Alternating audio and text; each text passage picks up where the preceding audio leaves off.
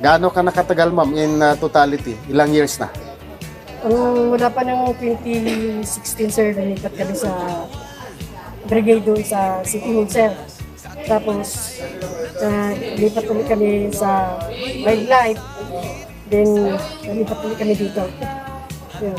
Tagal na kami, sir. 2016 yung dito. Kumusta naman ang pagiging reservist natin? Natuwa, sir, dahil nakakatulong din po ako sa mga kababayan natin, sir. At yung mga, iba sa clean drive, sir, sumasama din po ako sa mga tree planting. Ito, kasama po ako, sir, saka sa earthquake training. Kung anong mga activities, sir, na tinatawag kami, sir, sumasama po ako, sir.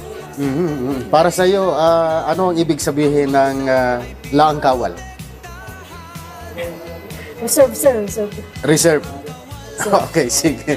Salamat. Private Bautista, sir. Sir, good morning po. Oh, good morning. Okay, oo. Ilang taon na po kayong reservist? Actually, sir, amo na 2018 po nag-graduate kami, sir. 2018 po nag-graduate. 2018. Sir, 2016 po, sir, nag-training, sir. Oo. So, sa tanang buhay mo bilang reservist, ano nang mga nagawa natin? Actually, sir, lahat po ng mga activity po, sir, nakasama po ano po, sir. Mga planting po yan, sir. Sa mga school po, yung mga, lahat po ng mga, yung mga activities po ng nakasama po, sir. Nag-i-enjoy ka naman sa pagiging langkawan? Nag-enjoy po, sir. Kasi nakakatulong po ako sa ano po natin. Oo. So, sa personal na buhay, paano nakakatulong ang pagiging reservist natin? Actually, marami po natutunan po sir dito. At least na-i-apply po sa amin sa ano po namin. Kasi niya po nga yung mga katulad ng yung mga pag-respect or mga i-apply ko rin po sa ano po namin sa tahanan po. Oo. So, sa salitang reserve, anong ibig sabihin nito? Anytime pwede pong tawagan kung may mga pangailangan po. Pwede naman po kung At handa lagi tayo. handa po lagi. Very good. Anong ine-expect mo ngayon? Ikaw pala ay candidate for promotion. At least kung ano po sa masaya po ako kasi sa pera po namin ano po ay ganyan lang po ma-promote. Wow. Anong mga trainings na ang pinagdaanan natin? Actually, yun po sir, yung ano po, yung ang tawag yan, tubig,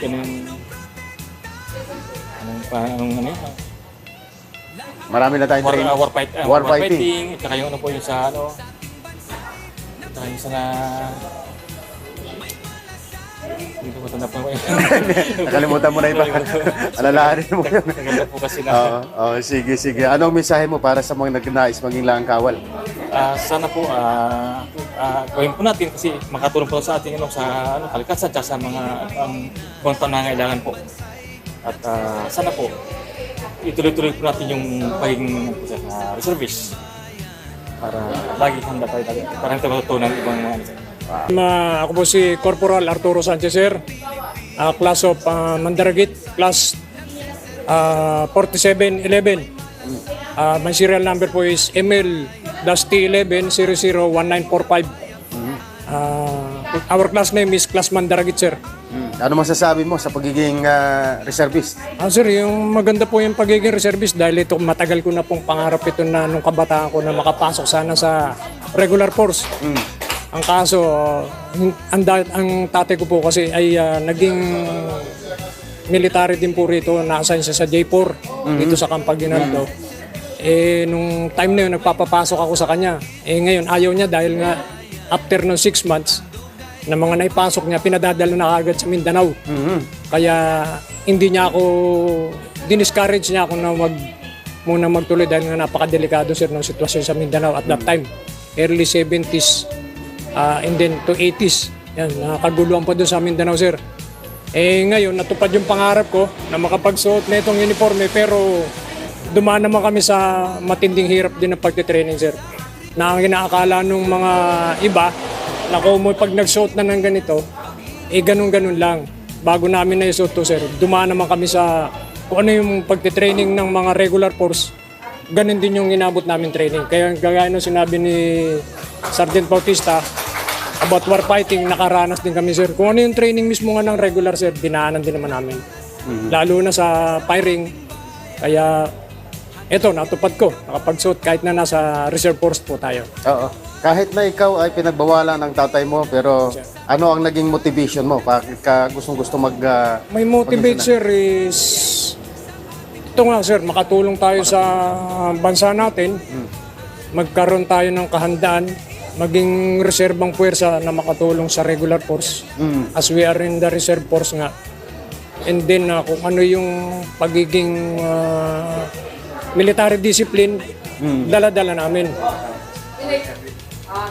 Magmula sa pagka-training, tatanggalin natin yung civilian attitude to military attitude. Yan ang natutunan na tinuro sa amin nung kami nag-training, sir. So, pag sinabing laang kawal, one word. Laang kawal, sir, reserbang puwersa para makatulong sa regular force. Very good. Okay. Dito si Sir. Good morning. Ako po si Corporal Darius Nigradas, Tubong Liti. Pumasok po ako ng reservist dahil na-encourage ako sa mga kamag-anak ko kasi lahi kami mga military. Ngayon, kinakansawan nila ako na bakit daw hindi ka nag-regular. Ngayon, nung ka pa nag-training pa ako noon, hindi ako nagtuloy kaya nauwi lang tuloy ako sa reservist. Pinagyabang ko sa kanila, reservist lang ako pero nakakatulong ako ng libre. Hindi gaya sa inyo na nag-aaway, gano'n ang ano namin. Kaya sabi ko, akong hero sa inyo. Kasi wala akong bayad. Okay. Nagsiservisyo ng libre sa taong bayan. Pag sinabing laang kawal, anong ibig sabihin? Reserba po sa Pilipinas natin, sa ano natin, sa Yung makatulong. makatulong Para sa bayan. Okay. Sige, salamat. Okay. Si Sir De La Cruz, sir. Good morning. I'm Crisanto de la Cruz, Corporal Crisanto de la Cruz. My serial number MLT11-001875. Class Mandaragit, sir, 2011. So 14 years na po sa servisyo. 14 years na? Yes, sir. Ano po ang natutunan natin sa 14 years? Actually, sir, maraming tulong, maraming mga achievement na nangyari. Kagaya ng, sige. Nagkaroon po kami ng marksmanship, Okay? OT, at marami pang, sir, first aid, then firefighting, saka, sir, yung tinatawag na social rescue. Ano ang inspiration mo? Bakit ka napasok sa reservist? Actually, sir, nung time na nag-college ako, MS-11, 12, 41, kaya lang, sir, hindi natuloy dahil nga siya sa kakulangan sa financial ng aking pamilya, sir. So gustong-gusto mo talaga maging sundalo? Yes, sir. Actually, sir, alay, sir, kami ng mga sundalo at saka yung lolo ko po, veterans po, sir. Okay. Oo. Ano nakatulong sa iyo ang pagiging laang kawal? Sa pagiging civilian, family man, o paglilingkod man sa ating mga Actually, sir, malaking tulong sa akin. Lalong-lalo na sa mga pagdating sa komunidad, nakikilala sa lang reservist sa pagtulong. Yun talaga ang pinaka-ano sa Sa iyo personally? personally, sir, actually, sir, sa pamilya, kung may mga checkpoint dyan, sir, nakakatulong yun. Pag sinabi mong reservist ka, ginagrant naman sila na reservist ka. So ano ang mga masasabi mo sa ating mga nagnanais na maging laang kawal? Sa mga gusto maglangkawal, makakatulong sila ng serbisyo na walang kabayaran, sir. Sa yung mga gusto mag-reservice, ini-encourage natin na sumama at makatulong sa datang lakas sa Pilipinas. Kayo ay kandidato din sa Yes, promotion. Oo. So anong inaasahan natin? Sir, siyempre, pag nagkaroon ng rango, may kaakibat dyan na Obligasyon. serbisyo at obligasyon. Oo. Ganun talaga yun, sir. And then paano natin yun i-apply? Sir, siyempre, gagawin natin yung gagawa po natin. Ngayon po, S4 po. S4 ako ngayon, staff ng S4. So, i-ano natin sa mga gamit sa brigade. Kompleto. Yes, sir. Yes, very good. Okay. Thank you. Congrats ng konti kayo, sir. Okay. Ang gandang umaga Sir Torres. Good morning, kayo sir. po. Ako pala si Corporal Bernard Torres, Class Mandaragit 2011. Isang businessman po. Anong business natin, sir? Mga dental equipment and dental supplies po. Okay. And then, paano ka napunta dito sa pagiging reservist? Yun po, nikayat ako ng mga kasama ko sa INC na mag-reservice kami. Noon pa pangarap ko maging sundalo, kaya lang gawa ng kakulangan sa pera. So ito na yung pagkakataon para makapag-silbi sa bayan kahit na nasa reserve force lang po tayo. Oo. Gaano ka nakatagal sa reserve force? Siguro nasa 14 years po, 14 years. 2011 po eh. Oh, at ano-ano ng mga trainings ang napagdaanan natin? Marami na rin po. Hindi ko na rin matandaan pero unang-una yung mga basic training sa as a reservist po. Oo. Pero paano ito nakatulong sa iyo personally? Malaki sir, yung respeto ng mga kapitbahay mo, yung mga tao, yung hindi gaya nung wala po ako sa reservist, iba po yung tingin sa'yo eh. Pero nung nalaman nila na nasa reserve force po ako ng Philippine Army, yung respeto nila, yun yung nagiging ano ko sa kanila, nagiging ano ko po, respeto ng tao. Oo. So malaki ang naitulong. Malaki po na naitulong. Lalo na po pagka nagda-drive po ako, mga simple violation po, pag nakiusap po ako, ayun po, pinagbibigyan naman po. Oo. Sa ibang banda, paano ka naman nakakatulong sa ating sandatahang lakas ng Pilipinas bilang reserve? Ayun po, pagka nangangailangan po, gaya po ng mga kalamidad po, pagka kailangan ng tao, lalo na available naman po tayo, sumasama po tayo sa mga ganyang activity po. Aktibo. Opo, aktibo. Oo.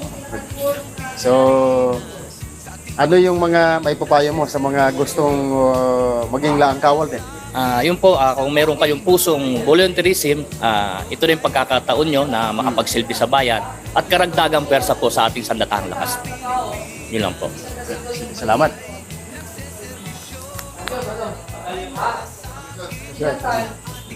Okay, Sir Abalye, Ako po. sir. Yeah, kilala ka muna. Ako po si Roberto Abalye, isang driver.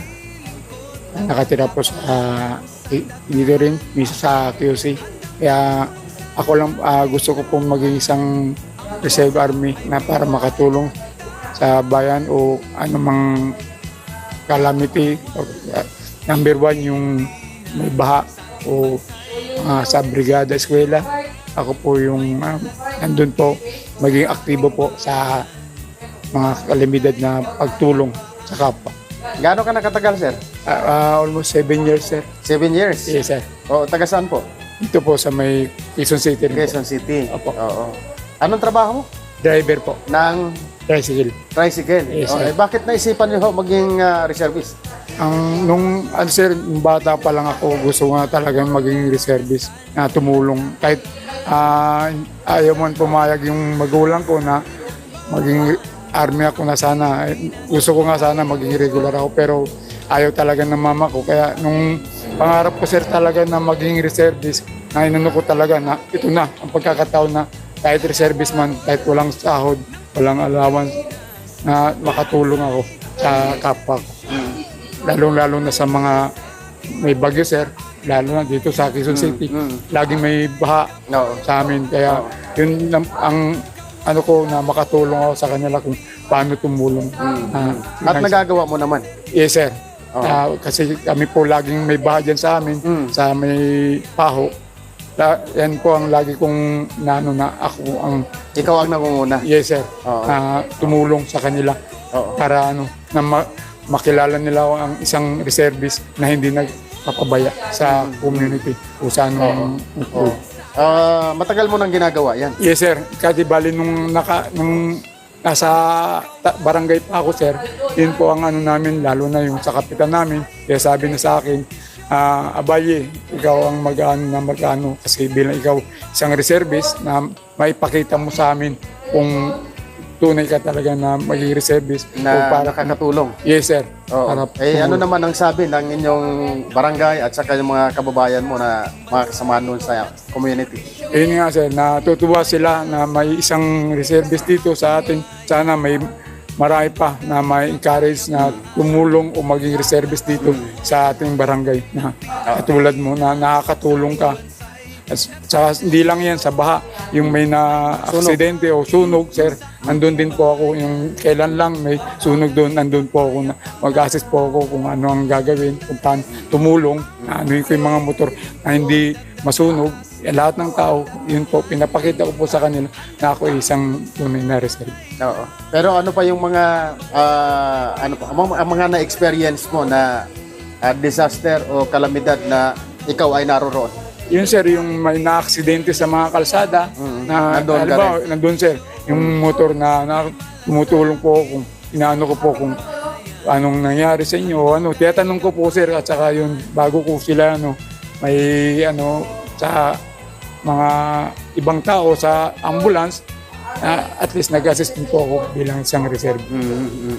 Ilang taon ka na? 7 years? Yes sir. Oh, pero anong mga trainings din ang napagdaanan mo dito? Marami na po rin po sir, kaso hindi ko po ganong ano, lalo number 1 po sir, naka 2 times po ako ng war fighting. War fighting? Yes sir. Ba't inulit mo?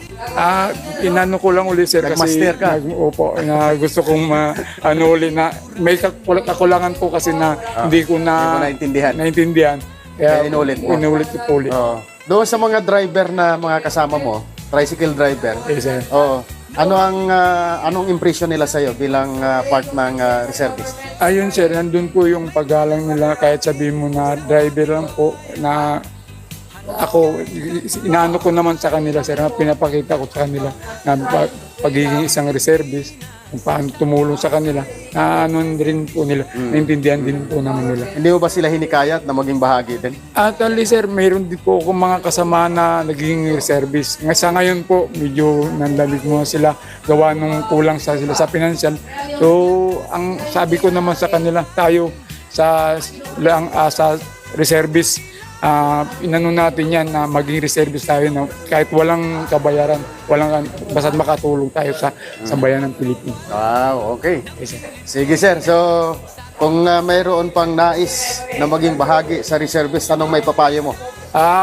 Ako, gusto ko po sana lahat ng mga bilang driver, sa lahat ng mga gustong maging reservist, kahit wala man bayad o wala mang kabayaran na o sahod, ano po kayo, mag-join po kayo sa amin para maipakita natin na tayo isang ganap na Pilipino. Okay, so maraming salamat. Thank you.